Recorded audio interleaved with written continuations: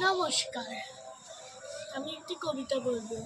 কবিতার নাম দ্বারকাবাবু এবং হাবু, লেখক ভবানীপ্রসাদ মজুমদার। থানায় গিয়ে সেদিন ভোরে বললে কেঁদে হাবু, নালিশ আমায় মন দিয়ে খুব শুনুন বড় বাবু। চারজন ভাই আমরা একটা ঘরেই থাকি, দুঃখে আমি সারাদিন রাত ভগবানকেই ডাকি।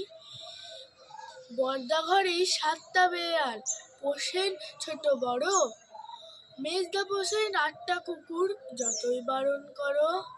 শেষদা ছাগল 10টা ছাগল রাখেন ঘরে বেঁধে, গন্ধে তাদের পাঞ্জায় যাই মরছি কেঁদে কেঁদে।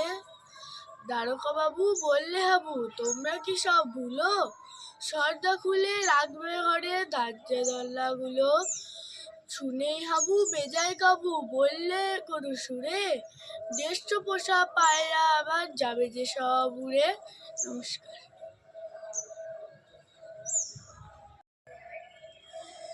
আপনাদের যদি আমার কবিতাটি ভালো লাগে তাহলে আমাকে কমেন্টে লিখে পাঠাবেন কেমন লেগেছে, এবং লাইক শেয়ার অবশ্যই করবেন। আরেকটাও কথা, আজকে হলো হোলি।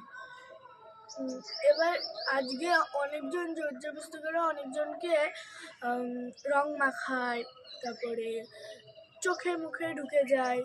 ওইগুলো একটু কম করাই ভালো, কারণ কি এই উৎসবটার দিন সবাই তখন অসুস্থ হয়ে যাবে, অনেকজন হসপিটালে ভর্তি থাকবে।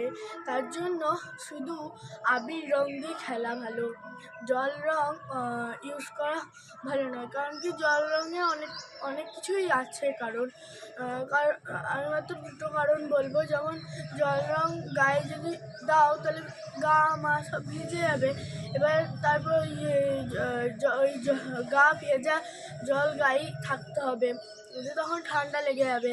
এবার জল রং যদি চোখে ঢুকে যায় তাহলে চোখে প্রবলেম হবে। এবার আবির গালে আর মাথায় শুধু দেবে।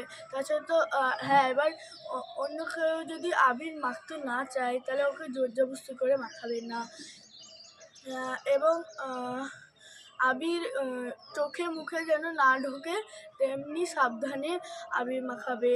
নমস্কার, এইটুকুই আমার কথা। টাটা।